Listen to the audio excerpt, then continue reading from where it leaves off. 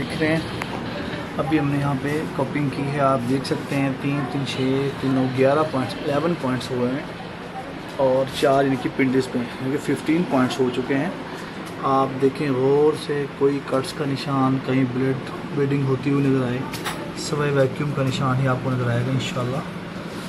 आप कहीं जहाँ से भी करवाएँ पूरे पाकिस्तान में FTJ जो फाजिब जराहत हैं, जैसे DHMS होते हैं, डॉक्टर्स होते हैं ना, मेडिकल डिप्लोमा होल्डर, इसी तरह FTJ होते हैं फाजिब जराहत जो हुक्मा होते हैं कि प्रैक्टिस अच्छी हो। आप देख सकते हैं कहीं भी आपको कोई टॉक्सिन का खतरा निकल रहा हो, ये भी कौन देख सकते हैं। ये देखिए, ये देखिए। इसके बाद हनी को शहद अप्लाई करते हैं, चूँकि हुक्म ये है हदीस में कि शहद लगाएं। बास पाउडर लगाते हैं, कोई ओलिव ऑयल लगा रहे हैं, जैतून, कोई टिंचर लगा रहे हैं, लेकिन मैं करूँ हदीस शरीफ में शहद का जिक्र है, आप शहद लगवाएँ। जज़ाकुमुल्लाह खैर।